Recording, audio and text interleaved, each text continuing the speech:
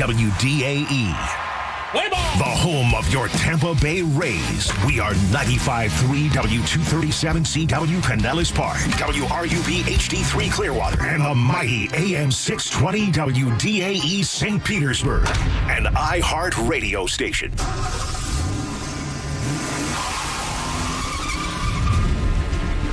It's Monday from Dunedin to Seminole and all around Tampa Bay, plus worldwide on iHeartRadio. The gloves are off. I'm playing hardball. It's 4th and 15, and you're looking at a full-court press. You're tuned into the voice of the Tampa Bay sports fan. You're going to like this guy. He's all right. He's a good fella. He's one of us. Buckle up, because you're on the drive with TKras. Afternoons on 95.3 WDAE and AM 620. Welcome aboard on a Victory Monday. Good afternoon, Tampa Bay. Hope you had a great weekend. The Drive with TKras, Tom Krasnicki, presented by Moss Nissan, is on the air with executive producer Chris Mathis on the other side. And, of course, you there, live in living color at 95.3 on the FM side, the mighty AM 620. And, folks, if you haven't done it yet, download the new and improved iHeartRadio app. It's awesome. It's got new features. It's got a pre-scan feature and also presets, so you can go on there like on your car radio and you can pick out your favorite radio stations or podcasts like WDAE and the Drive podcast, commercial-free podcast of this hideous show can be accessed there. You can just favorite it, and then once you open up the app, boom, it's right there for you. It's a beautiful thing. So download the new and improved iHeartRadio app and listen to us from anywhere in the civilized world through the app. Truckers, you know I'm for you guys. Truckers for TKras, love those guys. You make the world go round. Plug us into your Bluetooth. Crystal clear reception through the app. It is a beautiful thing. And good afternoon to all of you watching us on the stream. We're on YouTube, Facebook, and X at 953 WDAE and AM 620. Like and subscribe all day, every day. The phone numbers, you know them, you love them. Now use them. 888-546-4620. That's the number. You can also interact on the Bartow Ford DAE text platform. That number is 82945. Begin your text with DAE, followed by your comments, and 140 characters or less.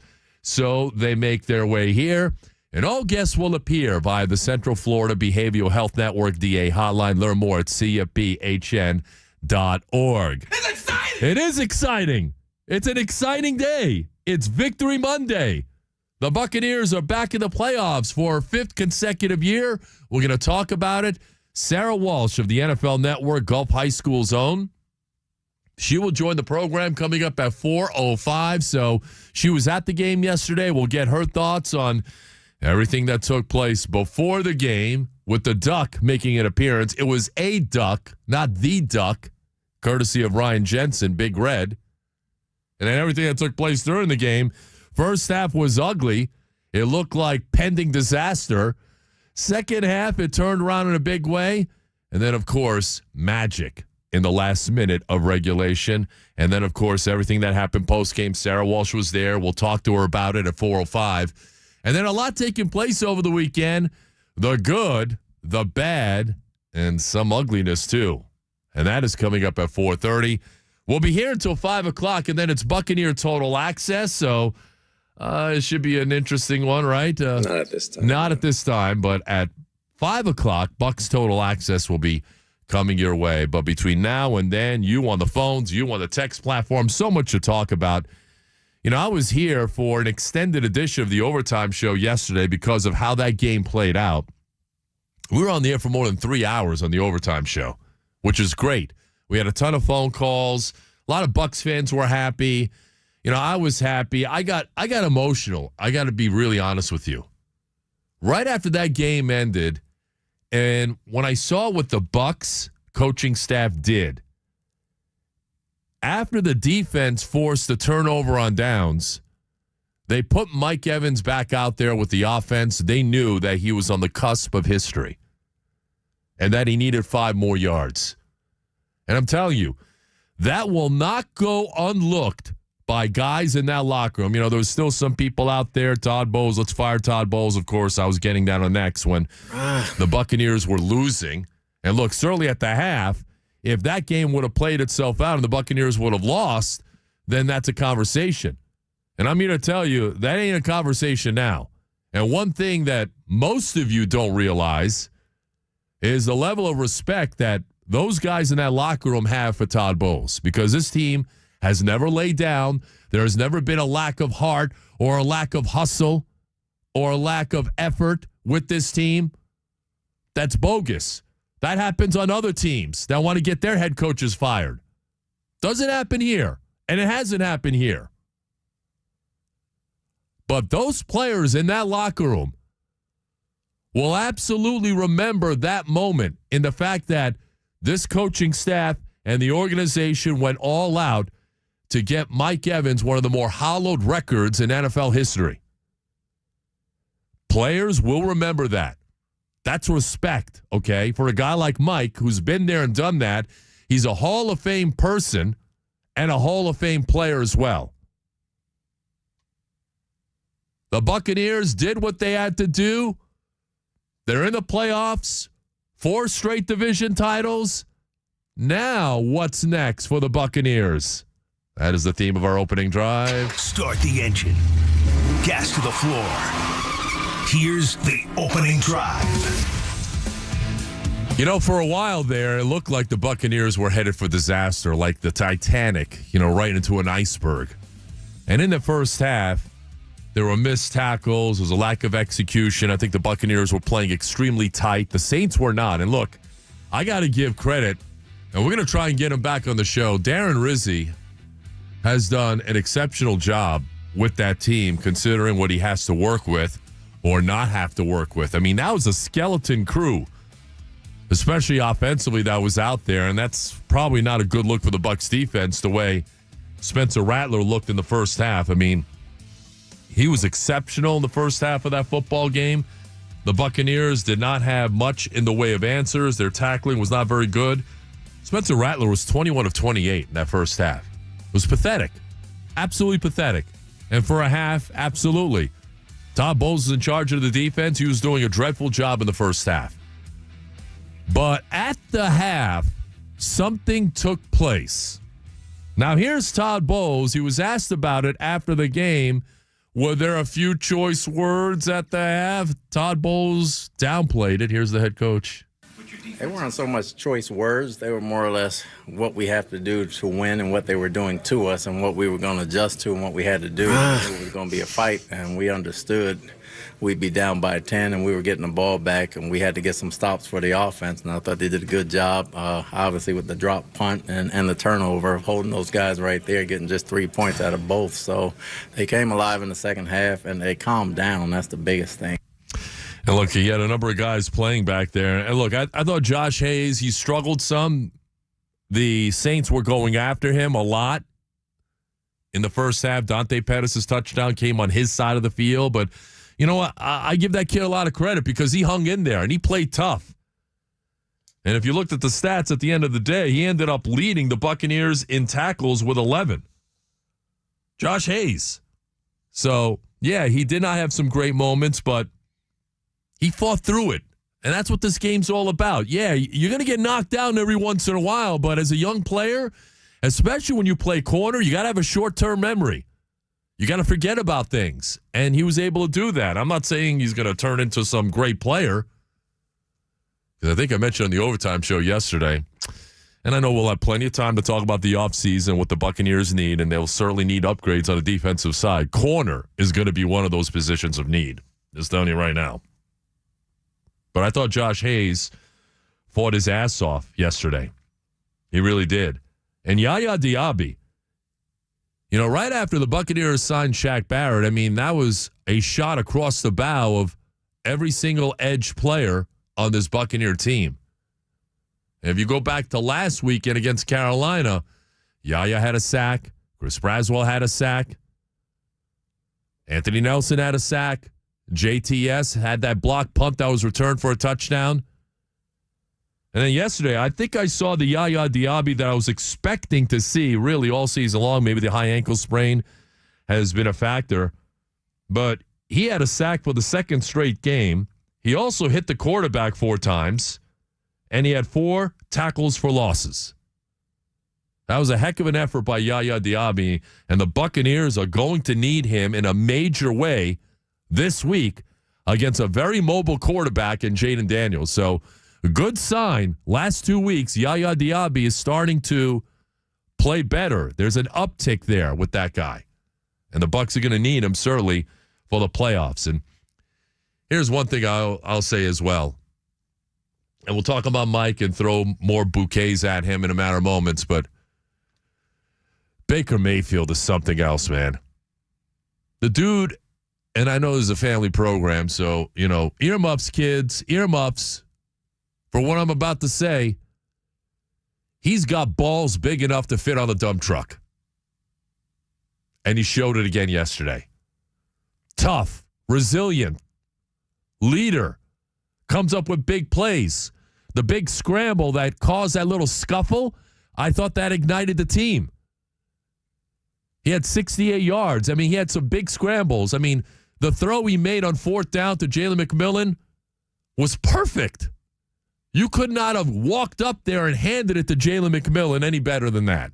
And then Jalen McMillan with the whole, pointing for the first. He had his fingers taped together, and it looked like he was doing a gun type of gesture, and he got flagged for that, and he took full responsibility for it. I don't think Jalen is a bad kid or immature.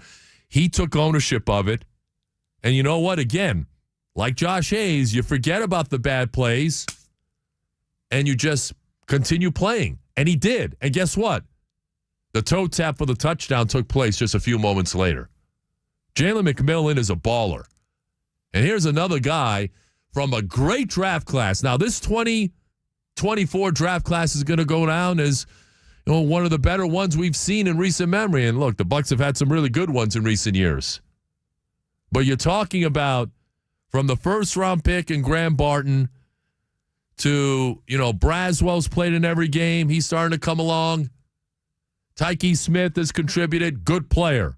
Jalen McMillan, good player. Bucky Irving, maybe the steal of the draft. Kudos to Jason Light, the general manager in the front office, for finding these guys, identifying these guys. And I know Mike Evans said this 2 weeks ago, and I agree with them. Bucky Irving looks like the steal of the freaking draft at this point. A 4th-round pick to come in and do what he's done? Just incredible. And he had another good game yesterday. Yeah, he ran for that touchdown. The Bucs were hoping that he was going to slide down at the 5-yard line so they can get Mike the 5 yards. But, look, he's just trying to make a play. Rush for another touchdown, averaging almost 5 yards a carry. The Bucs rush for 179 yards. But going back to Mike and this organization doing right by him and the defense and the players, every single guy in that locker room wanted that record for Mike, to the point where the defense went out there, they turned over the Saints, got the ball back to the offense, and once you saw Mike go out there and you heard the TV announcers mention it, I wish it could have been at the game, but, I'm stuck here in studio.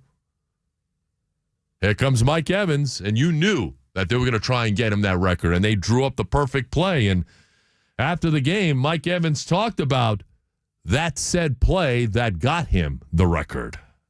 We felt like we had it won. It was the play call was so good by Liam. That was actually the play that Bucky scored on. We was going to run that play again in the red zone to get the 5. But Bucky's just so good. He made a play. Baker found him, and he scored to give us the lead. But shout out to my teammates and coaching staff for making this possible. Yeah, there it is. And you know what? There isn't a better guy in this world who deserved it more than Mike Evans. He's just a tremendous individual. We know about his upbringing. You want to talk about toughness and persevering through all kinds of adversity throughout his entire life? It's Mike Evans, and we all know his story, going back to his childhood days. And for that man to overcome what he overcame early on in life, to be the great player and even the better person through his foundation, what he's done, not only in the Tampa Bay area, but for his hometown of Galveston back in Houston, is nothing short of exemplary. And that's the kind of guy Mike is. And that's why every single guy in that locker room and the coaching staff, and they knew, look, if he gets the record, he gets the record. They'd have to pay $3 million. That's nothing. It's a sign of respect. It's not about the dollar sign. It's about respect for a guy who's laid it all on the line and a guy who's had a Hall of Fame career right here in Tampa.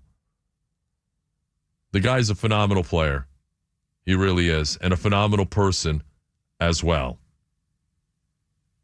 By the way, yeah, I was stuck here in studio, but Mike made reference to yours truly on the post-game show. You wanted to do it in front of Tom Brady? Or what was he talking about, Chris Mathis? Shout out Tom. Got my boy in the building. I did it with Tom here, Baker, my family. Everybody all week, all year really has been wanting me to get this record because, you know, history is hard to come by. And I'm just very blessed and thankful that I have this opportunity. So what's the question? The question here, Tommy boy, is how did you feel about the record? I wasn't in the building, but Tom Brady was. So it was a storybook ending. It looked like it was going the wrong way. And then at the half, you heard Todd Bowles mention it. That's not the way I heard it went down at the half. Oh, we were talking about some adjustments we needed to make. And look, they made them. But there was some raised voices. There was some furniture moving at the half. That was my information. And look, it had to happen based on how they played in that first half, being down by 10 points. There should have been furniture moving. There should have been guys calling out other guys and wanting guys to be accountable for the kind of putrid play that they put out there in the first half against an awful football team in the Saints. Awful. And they came out in the second half, and they held the Saints to 3 points. And that's been the trend. And a lot of you want to run Todd Bowles out of town. Consider this, okay? In the last 5 games, in the second half, the Bucs have allowed a combined 9 points. That's it in the second half of games. Last 5 games. Look it up. And go up there and tell you. Because the Saints scored 3 points. Last week, the Carolina Panthers scored 0. The Cowboys, you held them to 3 points in the second half. The offense lost that game. All right, I don't know what the narrative is out there, but the offense had 2 bad turnovers because the defense kept getting off the field. At the Chargers, 0 points. The Chargers scored in the second half. 0. Raiders scored 3 points in the second half. So the last 5 games, only 9 points have been scored against this defense combined in the second half of those games. And that's one of the reasons why the Buccaneers are headed to the playoffs for the 5th straight year, and they're division champs 4 years in a row. The adjustments are being made. And I don't know if people realize that or not, but I'll just tell it like it is. And it's up to you to decide after that. So you got to tip your cap to Todd Bowles and the coaching staff. And, some of these players, too. The Josh Hayeses of this world, the Yaya Diabis of this world, Bucky, Jalen McMillan. These are young players that the Bucs are relying on. Rookies. Bucky, J-Mac, rookies. Graham Barton, rookie.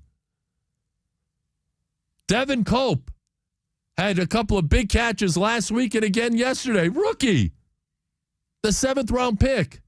Just exceptional all the way around. Baker Mayfield, man, oh man. He talked about that final pass to Mike Evans, and this is a sign of respect that Mike has throughout the locker room, and you saw how his teammates reacted. Here was Baker Mayfield on that final pass to Mike to get him that record. Yeah, the conversation was like, all right, well, obviously we can't turn the ball over, can't give them another chance, but how do we want to formate this play to get Mike the ball to where he can't get double covered? And that was what we came up with, and Mike did the rest, and he deserves that. This guy means so much to the community, this team, this organization for years. Amen. Absolutely right. He means the world to this Tampa Bay area. And look, I know Mike was asked about, his decision to stay here in Tampa Bay, and kudos to Jason Light because he signed Mike Evans, so that 2-year, $41 million deal. And if you look at some of the other contracts that some receivers are making now and are about to make moving forward, that looks like a pretty good bargain right now. Mike Evans is a bargain at the wide receiver position at $20.5 million a year, considering the market that we're seeing right now. He's still a baller. He's still a number one receiver in this league. And all you got to do is look at how teams defend him. They're still doubling him. They still have a safety over the top of him all the time, every game. You want to talk about bargains? Talk about Baker Mayfield. 3 years, $100 million? Really? Unbelievable. 41 touchdown passes with a couple of more yesterday. So he's among the league leaders. And if you look at the guys that are in that neighborhood with Baker, those are guys, most of them, who are making $50+ million a year. Joe Burrow, $50+ million a year. Jared Goff, $50+ million a year. Those are the two guys who have thrown for more yards. Lamar Jackson, 4,100 yards. Baker's got 4,500 yards, 41 touchdowns, 16 INTs, a quarterback rating of 106, a completion percentage of 71%. He is the best bargain in the NFL among non-rookie quarterbacks. Obviously, Jaden Daniels putting forth the kind of year that he has. He's not making any money. We know that. But when you take the rookie quarterbacks like Jaden Daniels off the table, you want to talk about veterans in terms of what they mean? Toughness, leadership, the ability to make big plays with the game on the line. At 3 years and $100 million, at $33+ million a year, there are guys making $50, $52, $55 million a year. Trevor Lawrence is making how much? And that dude is home for the holidays. Baker Mayfield, one of the biggest bargains in the NFL. It is the biggest bargain in the NFL at the quarterback position. Mike Evans, ditto. And it's a testament to Jason Light. This is the second youngest team in the NFL. And here they are in the playoffs for the 5th straight year. And you don't see this in the league nowadays where you're in that transition period where no one wants to say rebuild anymore because, it's a taboo word. Yes, Jason Light. And, there was some dialogue with Jason Light I'll get into in a matter of moments there, Chris Mathis. But nobody wants to use rebuild. It was a reload. And the last couple of years since Brady left, the Buccaneers had to purge this roster. They were upside down in the cap. Brady left. Donovan Smith was cut. Leonard Fournette, Cam Brate, all the older players were shown the door. Gronk retired once again. You had to hit home runs in the draft in order to accelerate this reloading process, and the Bucs did that. And Jason Light has done that the last couple of years. And then they found the quarterback for 1 year, hit it out of the park, and then they re-signed him to $3 and $100. In a day and age where there are so many guys who are home for the holidays making $50+ million a year, which is crazy. But kudos to Jason Light because he's done a phenomenal job, and I texted him last night to congratulate him. And by the way, Chris Mathis, he did smoke that cigar. He did. Was it last night that he smoked? Did he elaborate? He had a cigar last night, but he smoked the cigar, and, he said he was looking for another one, I want one of those cigars. Did you tell him if they're able to advance past Washington, you might hook him up? Or if he'll come on the show. Well, there you have it. Yeah. I mean, he needs to be bribed. And look, I don't have to twist his arm, and he'll come back on the show. But another cigar could be in his very near future if he does. So kudos to him. I mean, he's done a tremendous job. It was a great day in Tampa Bay. Storybook ending with the Bucs coming from behind, winning the game, averting disaster, getting Mike Evans' record. And now they are in the dance. And once you get in the dance, there is no dominant team out there. The Bucs offense can score with anybody. Anybody. By the way, And I saw the stat earlier, and this will only strengthen Liam Cohen's resume. Bucs are the first team in NFL history with a completion percentage of over 70%, and they average 5 yards a carry. That's why I made the statement last week that this is not only one of the best offenses, I think statistically, because they can beat you with the run as well as the pass. The 2021 team can't make that claim. This is the best offense I think the Buccaneers have ever had. 888-546-4620. Text at 82945. We'll talk to Sara Walsh at 4 o'clock. The good, the bad, and the ugly at 4:30. Great to have you with us on this Victory Monday. Your calls and texts coming up. What's next for the Buccaneers? How far can they go in this postseason? And it's Black Monday around the NFL. A lot of coaches getting third prize. We'll update you on that as well next here on The Drive. You're locked in to The Drive with TKras. All right, be careful out there on the roadways, because an injury accident can happen to anyone. It happened to Jordan Whitehead, unfortunately, on Saturday, and my thoughts and prayers are out to him. And it happened to yours truly, too, so be careful. Exercise caution.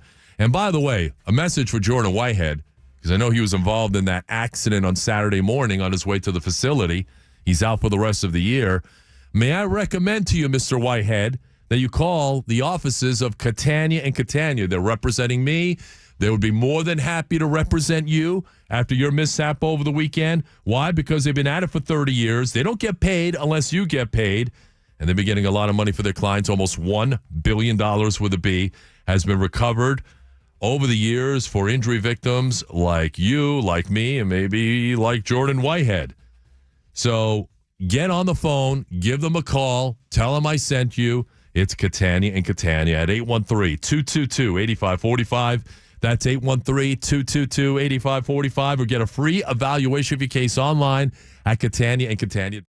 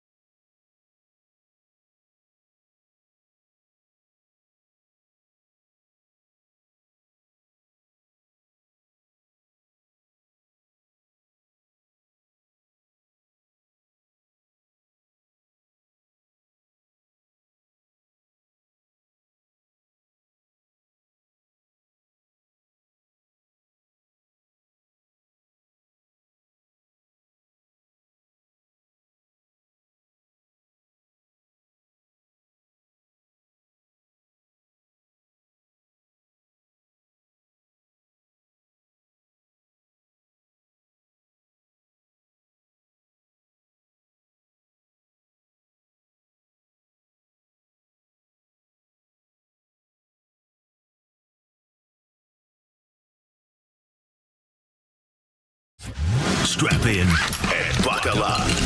This is The Drive with TKras, brought to you by Moss Nissan on WDAE.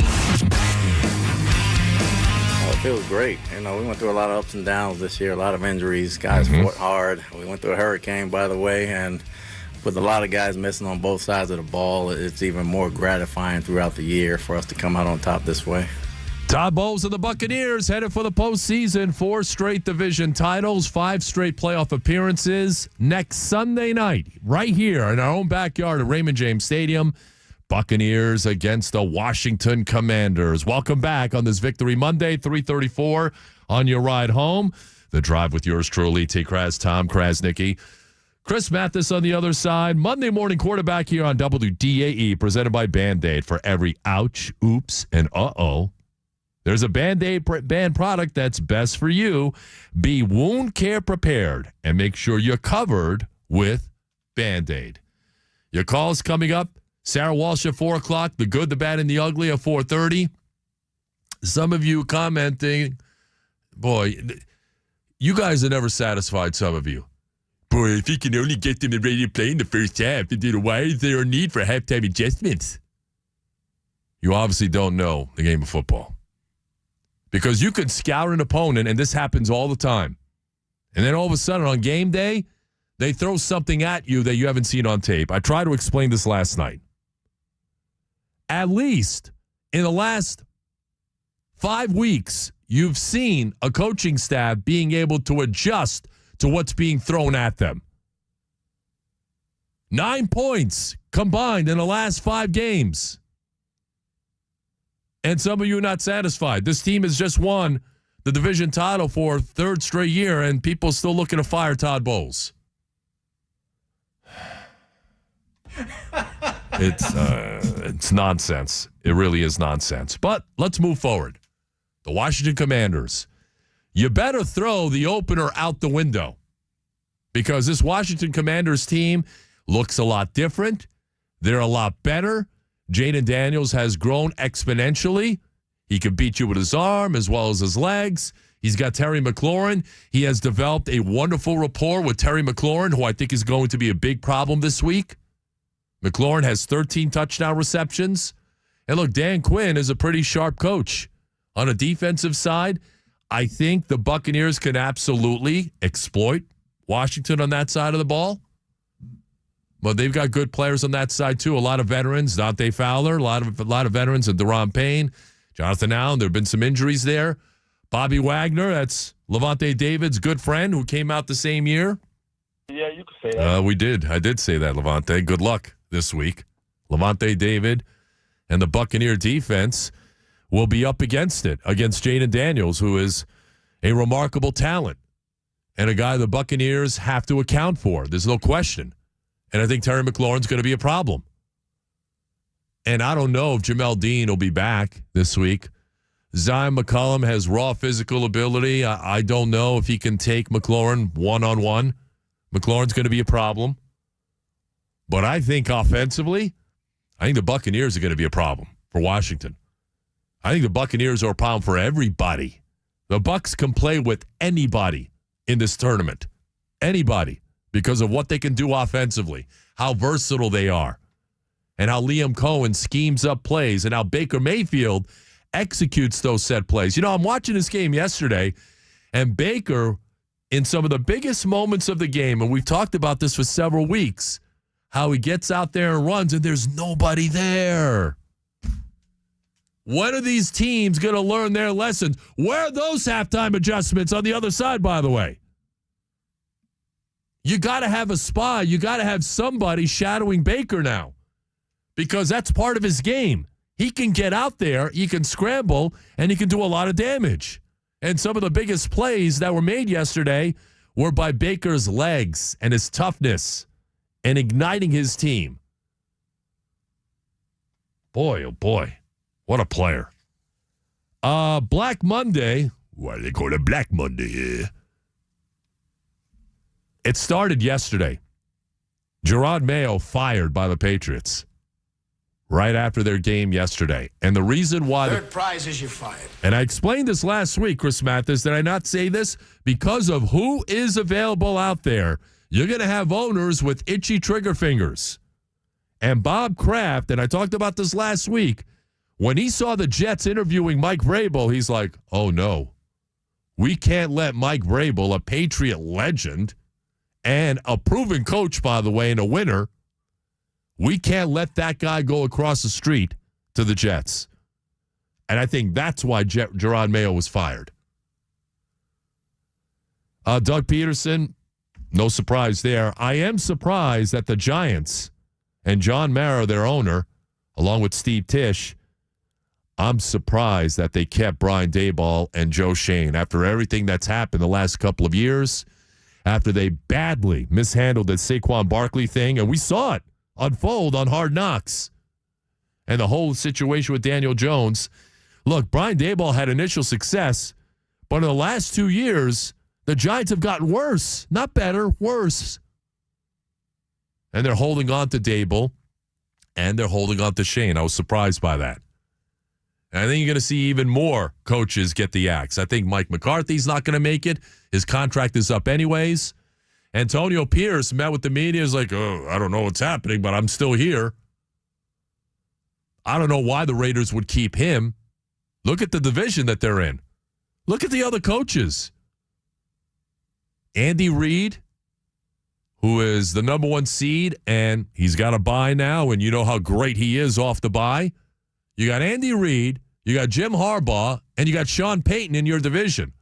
You think the Raiders are winning with Antonio Pierce and a slapnuts quarterback?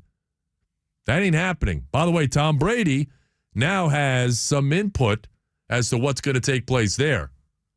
So I'd be surprised if Antonio Pierce is still there by later on this week.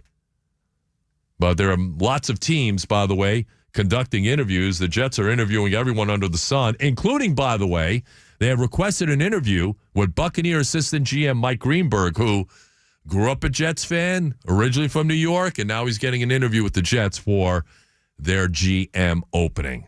We'll talk to Sara Walsh about all things Buccaneers coming up. Let's get a call or two in here. Ryan is in Tampa on a Victory Monday. Ryan, what's going on? What's up, TKras? How you doing? Great. Terrific. I was watching you last night on the post-game overtime show, and I'm telling you, I was cracking up watching your facial expressions. But some of these people who you just said just aren't satisfied enough was cracking me up. But I just want to talk about the potential for the Bucs to host 3 playoff games, being the 3 seed. If they would have been the 4 seed, stuck at the 4 seed, it'd been a lot more difficult. But now, then with the Rams playing absolutely nobody and the Bucs sliding up to the 3 seed, they handle business against Washington. It is a high possibility with this openness of this NFC playoff picture for them to host all 3 games. It could happen, Ryan.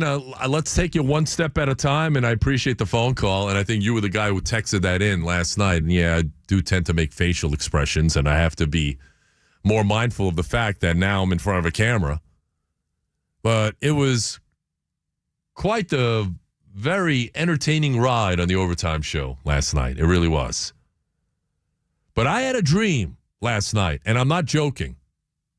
Chris Mathis, I had a dream. You know, it's that time of year, MLK Jr. I had a dream of an NFC championship game between the Buccaneers and the Lions in Detroit. It was just a dream, and I don't know how it came into my subconscious after I came home last night and I watched a Sunday night game and I saw the Lions, and man, oh man, did they look good. Aaron Glenn sewed up a head coaching job for himself last night with the masterclass that he put out there against Sam Darnold and company. Sam Darnold looked like a rookie quarterback. Aaron Glenn is getting a head coaching job. And I tend to agree with Mike Neighbors, the Saints insider. I think it's going to be the New Orleans Saints because once upon a time, he was an assistant in New Orleans. They like him in that building. I think he's the odds-on favorite for the Saints job. But if there's anybody that needed the bye, it was the Lions. And now they might get a couple of guys back. They got Anzalone back last night. David Montgomery may very well be back for the divisional playoff round.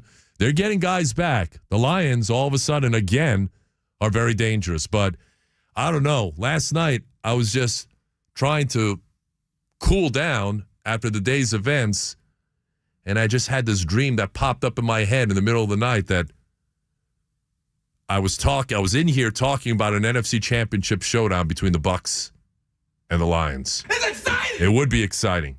Of course, the rematch of last year's divisional round, which the Buccaneers gave the Lions all they could handle. All right, when we come back, more of your calls. Scotty, I see you there. Sara Walsh at 4 o'clock. The good, the bad, and the ugly at 4:30. Also on the way back, there's news on the Rays. They're doing a 180 when it comes to their stadium situation in terms of the Trop. And I'll explain the breaking news on that and more next here on The Drive. You're locked in to The Drive with TKras.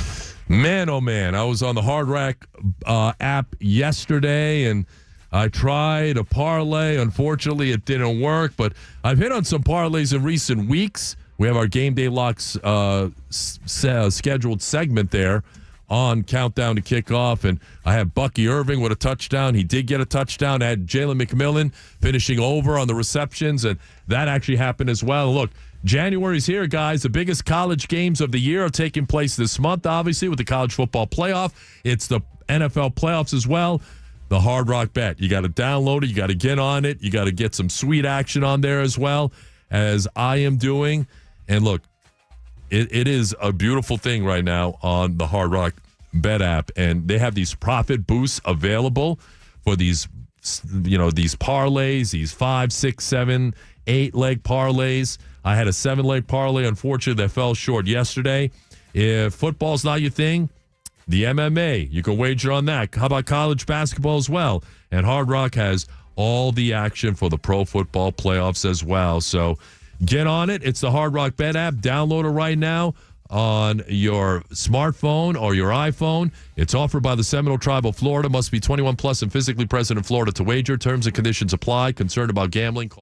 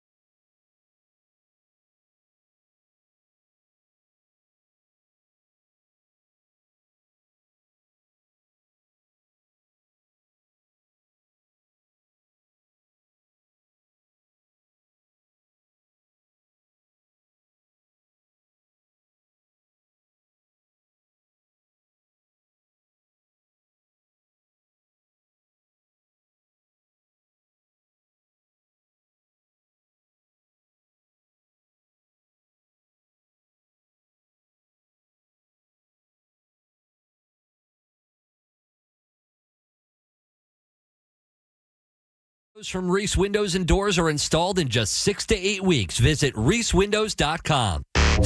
Now, back to The Drive with TKras on 95.3 WDAE and AM 620. 3:52 on your ride home on this Victory Monday. Some bad weather moving in, gusty winds, some rain ahead of a cold front, so be careful out there on the roadways. Sara Walsh will join us in about 10 minutes as we'll take you up until 5 o'clock. Some news on the Rays. Tampa Bay Times had the story out there that the Rays sent the letter to the city of St. Pete, and they're like, well, listen, I think we're changing our mind in terms of the Trop. And if you guys can go ahead and they're like Bill Lumberg. If you can go ahead and make sure you can repair the Trop by 2026, that would be great. Okay? Great. Thanks. Great. Yeah. So the Rays sent this letter to the St. Pete City Administrator, Rob Gertis, who was Matt Silverman. He said, well, I think we now support and expect you guys to rebuild the Trop. And look, it's up to the city of St. Pete. It's their responsibility. Now, they'll have to obviously come out of their pocket for some of the costs, and the insurance is going to pick up some of the costs as well. Here's my thing, okay?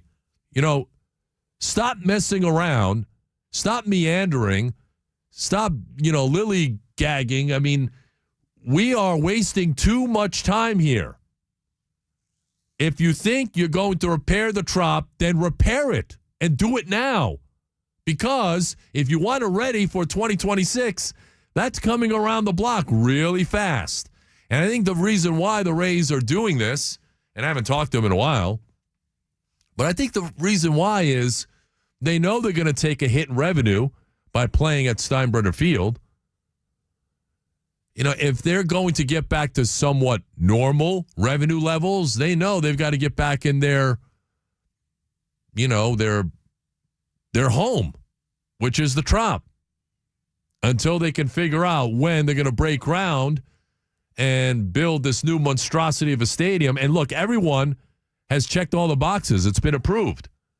And the Rays are claiming it's going to cost more because, the city council waited or the Pinellas County Commission waited, and now it's going to cost us more. Look, the bottom line here is the money is there. The money's been approved. I don't know if the Rays will be able to get this deal anywhere else. So if you got to figure it out and sell part of the team, then do that. If you have to generate revenue some other way, then you're going to have to look into it. And if Stu feels like he doesn't want to be a part of the solution and he wants to be part of the problem, then he should just sell the team to somebody who's going to take on all of this. But, we have to stop messing around, stop waiting, stop politicking, stop lobbying, because the longer you wait, Chris Mathis, fill in the blank. The more you have to pay, the more expensive it gets. That's right. So the longer you wait to repair the Trop, it's going to take more money to repair it. It's going to take longer to repair it the longer you wait. And all these things are on the table. Stop messing around and get it done. Scotty's in Clearwater, then we'll break. Scotty, what's going on? Yeah, hey, Tom. It looks like 2025 is going to be a great year. It was nice to see you out and about on your day off enjoying some R&R the other day. Yes, I appreciate that. Yeah, it was good to see you. But anyway, two things real quick. The first one is, why is not Baker Mayfield not getting any consideration for MVP? I mean, all you hear about is, Burrows and Lamar Jackson and, this one and that one. And Baker's numbers are right up there with all of those guys. Agreed. That's the first thing I wanted to bring in. And then the second thing, isn't it nice to have a receiver like Mike Evans, who's not a diva, who's good in the community, not like these guys like the Cheetah in Miami and Pickens in Pittsburgh, these divas, this Antonio Brown thing. How lucky have we been to have a guy like that who's not only great on the field, but great in in the locker room. And those are the 2 points I wanted to make. Well, spot on, Scotty. It was great seeing you a couple of days ago. Thanks for the call. And look, I thought Baker should have been in the MVP conversation, but because he plays in Tampa in a smaller market, he's not going to get that kind of push. We've certainly been talking about it. We know what he means to this team. And his numbers are right up there with everybody. He finished third in the league in passing yards. He finished tied with second. He had as many touchdown passes as Lamar Jackson, who, honestly, I think he's the MVP. Only quarterback in NFL history to throw for 4,000 yards and rush for 800-plus yards. I mean, when your touchdown to interception ratio is 10-1, basically, that's special. I think Lamar Jackson, from beginning to end, has been the best player. I think he's the MVP. But Baker should have been in the conversation. And Mike, look, we've talked about that with Mike and Chris Godwin for years. Two selfless, number one type of receivers. And they've always been that way. They could have been upset when Tom Brady brought in his buddy there, Antonio Brown, the knucklehead. They didn't. They embraced him. Why? Because it was best for the team. At the time it was. And then, of course, things went downhill. But those are team-first guys, and they always have been. And shame on Tyreek Hill. What a clown that guy is. I'll get to him in the good, the bad, and the ugly coming up at 4:30. All right, coming up, the Buccaneers managed to pull it off. They got Mike his record, and now they face the Commanders. What was the vibe like in the stadium and in the locker room afterwards? And can the Buccaneers be primed for a postseason run? We'll talk all things Buccaneers with Gulf High School's own, the NFL Network's Sara Walsh.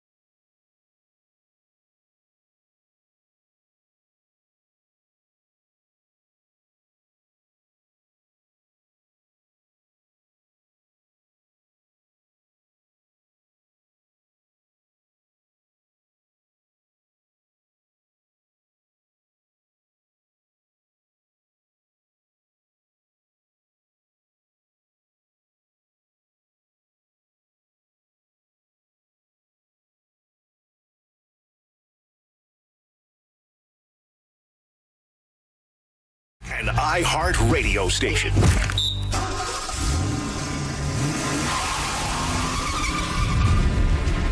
It's Monday from Plant City to Largo and all around Tampa Bay, plus worldwide on iHeartRadio. The gloves are off. I'm playing hardball. It's 4th and 15, and you're looking at a full court press. You're tuned into the voice of the Tampa Bay sports fan. You're going to like this guy. He's all right. He's a good fella. He's one of us. Buckle up, because you're on the drive with TKras. Afternoons on 95.3 WDAE and AM 620. We felt like we had it won. It was the play call was so good by Liam. That was actually the play that Bucky scored on. We was gonna run that play again in the red zone to get to 5. But Bucky's just so good. He made a play. Baker found him, and he scored to give us the lead. But shout out to my teammates and coaching staff for making this possible. It worked out in the end. Mike Evans gets his record. The Buccaneers get the win, and they won the NFC South for the 4th straight year. Headed to the playoffs next Sunday night. Buccaneers and Commanders at Raymond James Stadium. Good afternoon, Tampa Bay. Welcome back on this Victory Monday. The Drive with yours truly, TKras, Tom Krasnicki. You've got Chris Mathis on the other side. More of your calls and texts are coming up. A reminder, folks, the 4 o'clock hour is brought to you by our friends over at Pin Chasers, bowling, food, and fun. It was a lot of fun yesterday at Ray J. We got the good, the bad, and the ugly at the bottom of the hour before we get out of here at 5 o'clock. Can the Buccaneers make a run now that they're in the playoffs again for a 5th straight year? Let's go to the Central Florida Behavioral Health Network DA hotline. Learn more at cfbhn.org. The ultra-talented Gulf High School Zone, Sara Walsh of the NFL Network, is back with us here on the program. Hi, Sara. Hi. Nice to be with you on a Victory Monday. On a Victory Monday. How are your parents doing, by the way? I know they're big listeners of the show. Big listeners of the show. They were at the game yesterday. It was the first game they went to this season. Obviously, as you know, this went down to the wire, at least late into the 4th quarter. So I don't know. I don't know how they're doing. They survived. I was told that my dad had a heart attack. My kids went to their first NFL game. I asked them if Poppy swore a lot, and they said yes, he did. So he got a bad report. But I think all's well that ends well, and they're doing okay today because the Bucs have lived to see another week. Because I was about to ask you about your kids, because I saw the pictures on your social media that your kids were there, and I didn't realize your parents were there. And, your dad, obviously, we know he's passionate about his football, about his Buccaneers. So that's no surprise to me. Yeah, he was not very happy from what I was so glad I didn't have to sit with them, by the way. People are like, oh, enjoy the game with your kids. I'm like, I'm not going to the game with my kids. I'm working. I'm far removed from them because that's going to be about 70 concession stand runs for my parents and my husband who is with them. And then I just was like texting my husband during the game. I'm like, how's my dad doing? And he's like, not great. Standard John, struggling through it. Tough start. Like, can't believe this is what's going to happen. But he's okay. Yeah, he's like, the world is falling until they win. I'm telling you. And it looked like the world was falling there in the first half. And then in the locker room at the half, Todd Bowles said, yeah, there were a few choice words. And I heard there were more than a few choice words. There was a lot of emotion in that locker room at the half. And the Bucs came out in the second half, and defensively, they got off the field. And offensively, what more can you say about Baker Mayfield and the leadership ability and his ability to make big plays, especially with his legs, when the game was on the line? I think, too, some of those plays, and we've heard it before, where they don't necessarily want him, like, pummeling towards people, which is what he tends to do. But those are the plays that get everyone if you saw the crowd there yesterday, it's what brings everyone to their feet and what fires people up. Some of these runs he made and just sort of slinging people to the ground. And Todd referenced that today when he talked to the media about how much that fires people up, the mental makeup that he has, the way that has this mentality of he's going to win no matter what, whether it's street ball or playoff football. And, I can't say enough about Baker. And I think he has gaudy numbers, right? And I think we spend, on the national level, there's a lot of players that get a lot of attention, deservedly so, and put up huge numbers. And I think Baker sort of gets a little bit lost in that because at the end of the day, he had 44 total touchdowns. Do you know how many years in Tampa Bay prior to Tom being here that people would have freaked out if you had a quarterback throw for more than 4,500 yards and more than 40 touchdowns. I mean, it's really insane what he did. And I also think, and I brought this up in our pregame show on Sunday, we often hear about these big contracts that players get, and then it doesn't pan out the way, you spend all this money, and it always seems like there's a drop-off after you get the big contract. And, and I sort of said Sunday morning, Baker went out last year on a prove-it deal, earned himself a $100 million contract, and then this year proved that he's worth not only every penny of it, he might have probably deserved more, and he probably will still get more, because what he has done, he had a career year last year, and then he went out and followed that up with another career year. And I will stand there and beat the drum and say, I don't think he gets enough attention for what he has done this season and what he continues to do for this team. 100% right. And you mentioned his fiery nature and his personality in that first possession of the third quarter. Buccaneers get the ball, 3rd and 6. He scrambles for 11 yards. He's taken down to the ground. He gets up, giving the defender the business. A little bit of a scuffle breaks out, and then some of his offensive linemen came to his defense. I thought that sparked the Buccaneers, and at the same time, I think the Saints were rattled a little bit because they got called for an unnecessary roughness on Tyrann Mathieu, and then a face mask call led to the Payne Durham touchdown. Then the Buccaneers were back in that game. Yeah, again, you don't want your quarterback necessarily getting to that stuff, but I do feel like, there's quarterbacks that'll take off and run. Lamar will do it, right? Jaden Daniels will do it. This sounds like maybe, I don't have any factual basis to back it up, but, I don't worry about Baker. You know what I mean? When Baker takes off, I'm like, oh, they're in trouble. You know what I mean? He's just so tough in that way. And again, I'm sure Liam Collins, yeah, we don't need to be drawing that up. But I just think that there's something to it. I think that there is a method to his madness. And I think that's who he is. And I think that's probably, Baker's greatest asset is he is somebody who is authentically who he is, right? He's not trying to be somebody else. He's not trying to play like somebody else. He's just scrappy. And I think, in this kind of sport, guys gravitate towards that. So you're absolutely right when you say that, that sparks something. Again, but I don't think you can spark something when it's not authentic, right? I mean, that is just who, it was late in the game when he had another big run. And he's sort of I don't know, he got thrown to the ground or he kind of threw a guy to the ground, but it's just the way you see him pop up and everyone just goes nuts. And that is just who he is. And it's really who he's been since he's walked in the door on day one. He's a leader and guys want to play for him. They want to play with him. And I think that makes a huge difference. And without him, obviously, they're not where they are right now. Sara Walsh of the NFL Network is with me here on The Drive. Buccaneers headed to the playoffs for a 5th straight year, and we'll get into the playoff matchup coming up. And, of course, the Bucs found a way to come back, win the game, and in the process, final play of the season, they get Mike Evans. He needed 5 yards. They got him 8 yards. And just the respect that the players, the coaching staff, the organization, here's a guy who goes about it the right way. Great player on the field, even a better person off the field. I can't think of anyone better to have great things coming his way than Mike Evans, and I'm so glad they got that record for him. And, the reaction was priceless, wasn't it? Yeah, and I was thinking today, a dream season is when confetti's falling, right? That's the dream season ending for every football player. You want the confetti falling. But it was truly a dream ending to the regular season for the Buccaneers because they needed to check off the box. They needed to get in the playoffs. And they said all week, obviously that comes first. And every time anyone talked about it, and I sort of loved, they didn't sugarcoat it. They didn't downplay it. The only person that would probably downplay it is Mike Evans himself. And Baker, I specifically asked him, and he had that quote. He says, if we win, Mike is getting that record. And I was on the sideline at that point in the game when Bucky ran in that touchdown with 1:51 to go. And there was part of me where I was like, oh, that's it. That's it. It's not going to happen because right. I really thought it was going to happen, right? You just kind of thought that they were going to make it happen. Because they told you they were. They believed it. They wanted to make it happen. And 85 is a weird number. I was thinking the week before, I wish he had entered that game needing 40 because 85's that's not a gimme. That's not a, you need 20 yards, we'll get him in there. 85 is a tough little, that's a weird one because it's not something insurmountable by any means, but it's just definitely not a given. So when Bucky went in, I I just had this sinking feeling of like, oh my God, like it's really actually not going to happen. And then when you realize like, okay, the Bucs going to hold them, are they going to get one more chance? And then when that crowd started chanting Mike, and Mike even said it at the podium, he said it was one of the coolest things he's ever seen at Raymond James Stadium.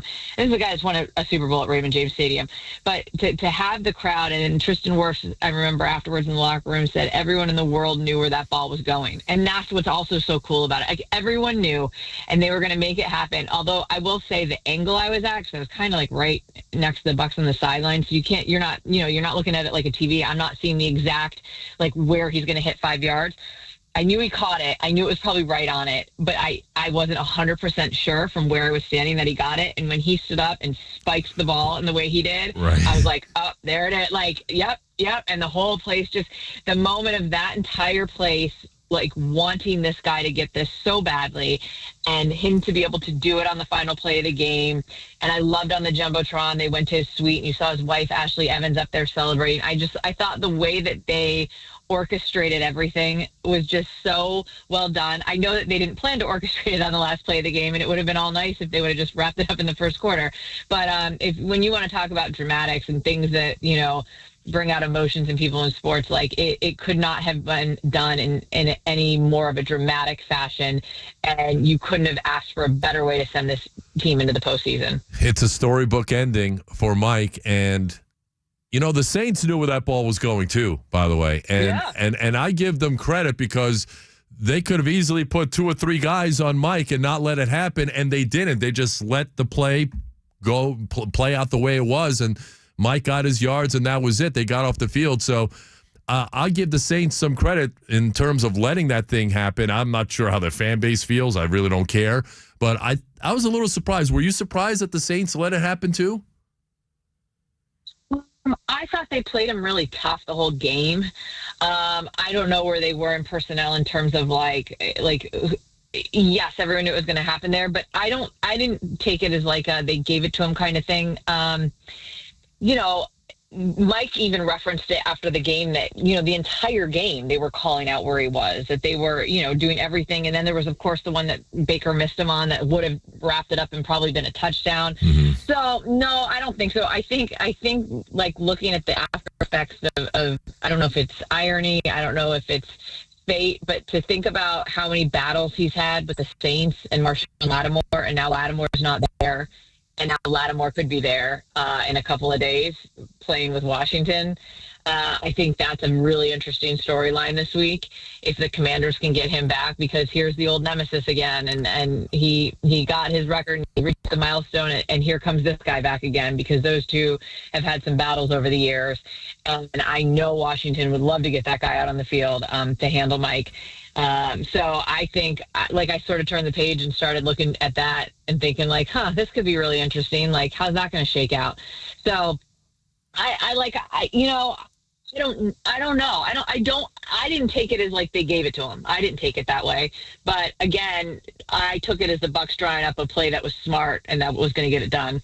And that's Liam Cohen, and he's done a wonderful job. And we're talking about it with Sara Walsh of the NFL Network. So now we move forward. Bucs are in the playoffs. It's another primetime game. I'm not thrilled about that, but considering the Bucs were 0-4 this year on primetime, but maybe they could reverse another trend, Sarah, because yesterday they bucked a trend because the Saints scored first, and this year when the opponent scored first, the Buccaneers were 0-6, so they bucked that trend yesterday, pardon the pun.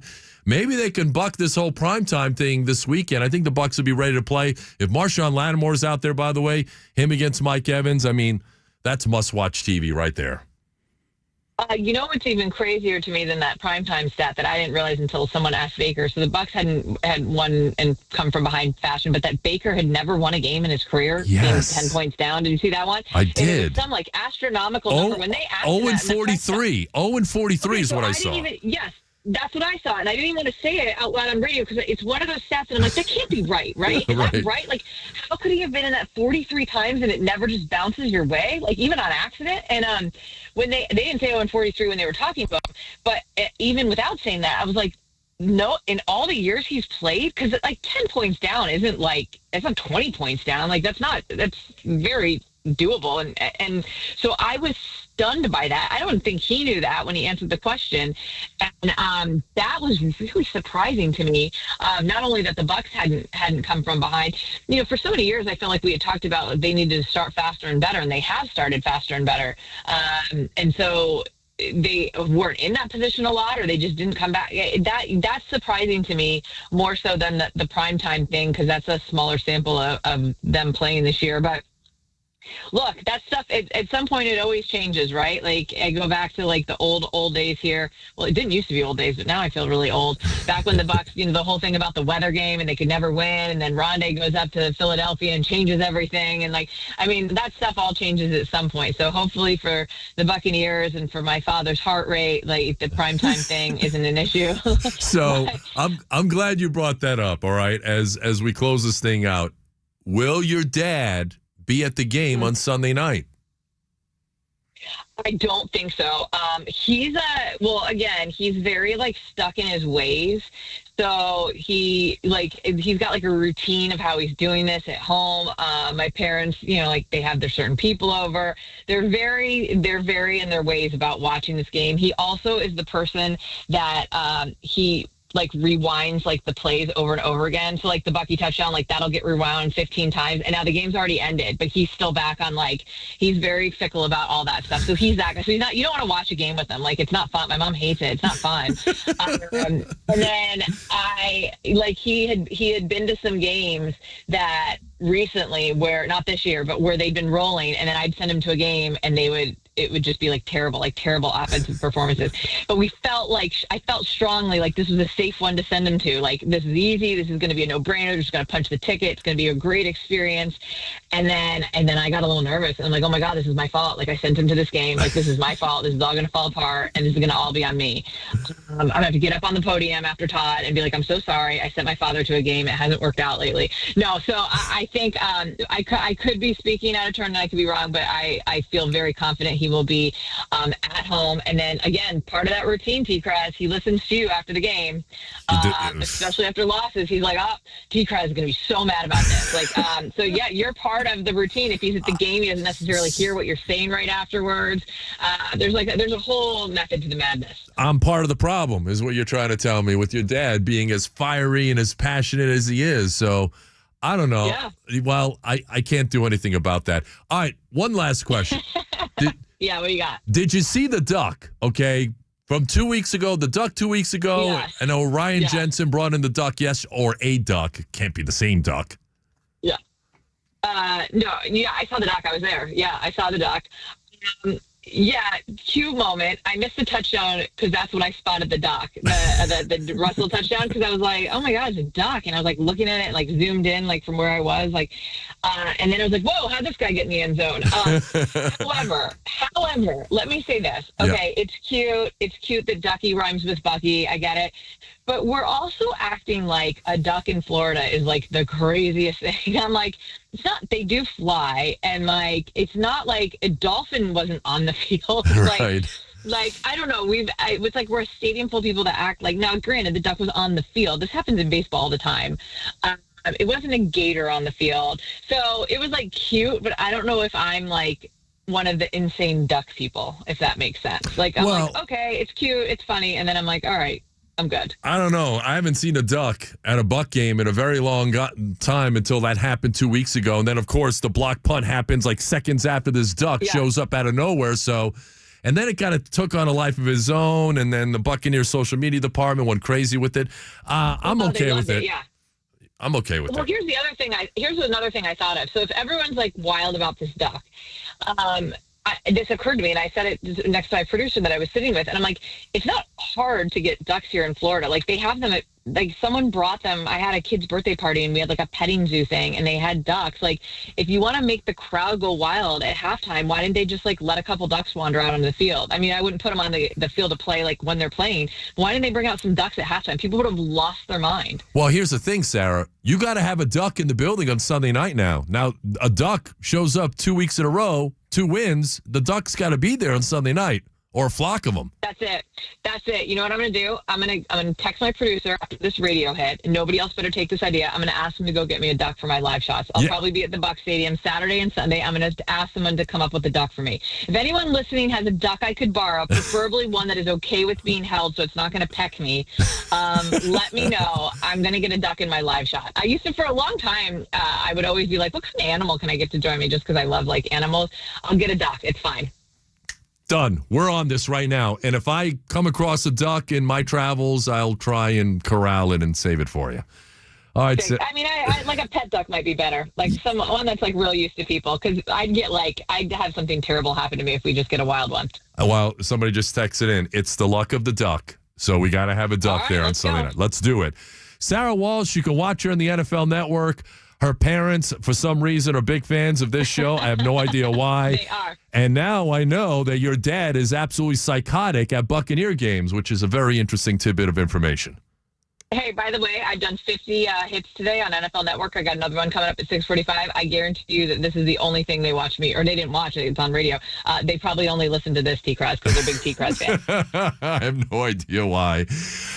Sarah, I appreciate it. Give your parents my best. We'll talk soon.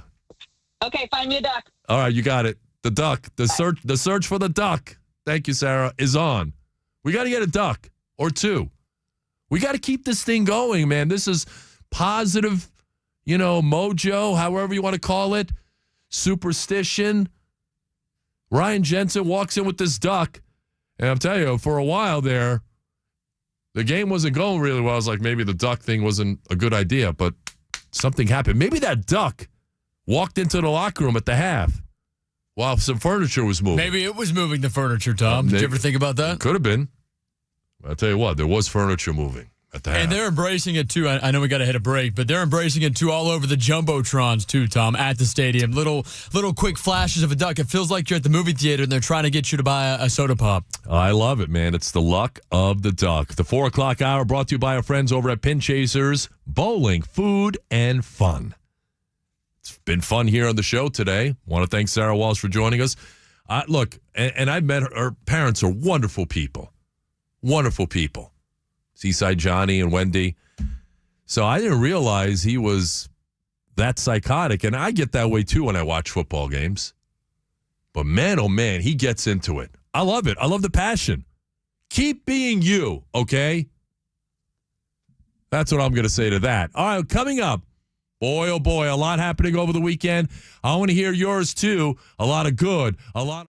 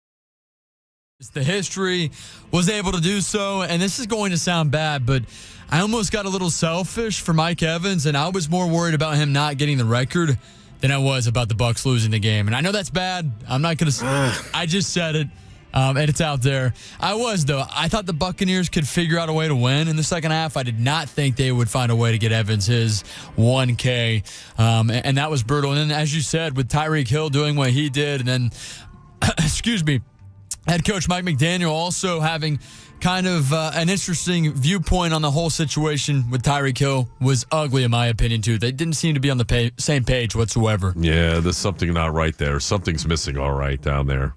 So there you have it, the good, the bad, and the ugly.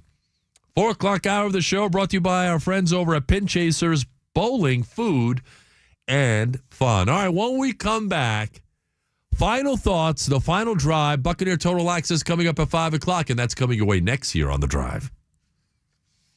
You're tuned in to The Drive with TKras. Guys, air and water are two things my guys over at the Rude, the certified Rude Pro partners, they know an awful lot about.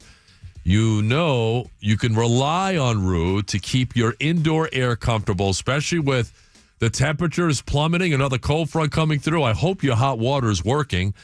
And now you know you can rely on Rude to make sure your hot water is flowing whenever you need it. So if there's a problem, these are the guys you need to call on. Rude Water Heating is the industry leader for total water heating solutions. If you need conventional tank-type water heaters, tankless water heaters, which I have, by the way, replacement parts and accessories for all categories, Rude is your one-stop solutions provider, so rely on them. And with the exclusive backing of Ferguson HVAC, certified Rude Pro partners get the best products and parts.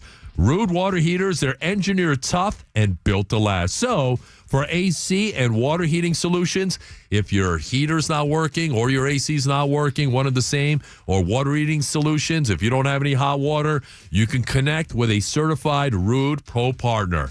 Go to their website, rudeacflorida.com. That's Rude spelled R-U-U-D, rudeacflorida.com.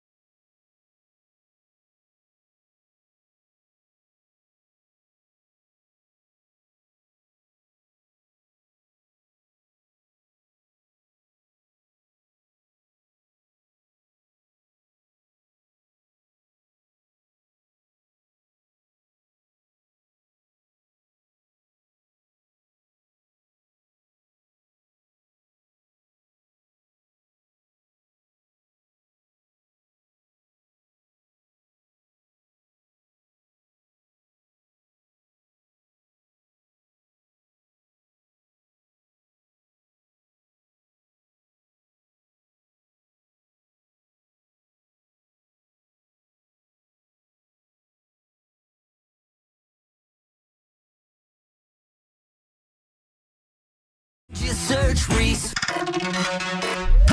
Live across Tampa Bay, The Drive with TKras on 95.3 WDAE and AM 620. The Final Drive. It's the stuff that movies and storybooks are made of. What we saw on the field last night or yesterday afternoon, the Buccaneers had the game wrapped up. It was an incredible comeback win for them. First time this season where the Buccaneers have won a game when the opponent scored first. So they bucked that trend, pardon the pun. And then came the little matter of getting Mike Evans his 85 yards. And he was down to 5 more yards after the defense got the stop. And it just shows how much respect the players, the coaching staff, the organization, Jason Light, the Glazers, how much they revere Mike and how much they love Mike to be able to go out there, draw up a play so he can get his 5 yards, ended up being an 8-yard reception so that Mike can get the record. It could not happen to a better person. Mike Evans, we salute you, my friend. The Final Drive. 4 o'clock hour here of the program, brought to you by our friends over at Pin Chasers, Bowling, Food, and Fun. We've got Buccaneer Total Access coming up. Really interesting texts rolling in. Somebody was remarking about, the Patriots job. Yes, Liam Cohen did grow up a Patriots fan in Boston, went to UMass. So it's possible that he could be getting a head coaching interview, but make no mistake about it. The Patriots fired Gerard Mayo because they saw Vrabel interviewing with the Jets. That's the guy they want. They don't want Vrabel going across the street and being the Jets head coach for the next X plus years. So I think Liam Cohen may get a look, may get an interview, but that's where the Patriots are going. And somebody was wondering about Baker Mayfield. Interesting text. Do you lock up Baker long-term deal now at $45 million a year or wait for the market rate to go up $65, $70 million a year? Listen, it's an interesting question. Baker signed for 2 more years, $30 million base salary next year, and then $40 million in 2026. So even at those numbers, he is a bargain. I think if he does it again next year, I think absolutely he'll get a contract extension. He ain't going anywhere, so don't worry about it. My thanks to Sara Walsh of the NFL Network and her parents. Great job, Chris Mathis on the other side. We'll be back tomorrow at 3 o'clock sharp. Buccaneer Total Access coming your way next. We'll see you tomorrow at 3. You're dismissed. Come on, get out of here! Is it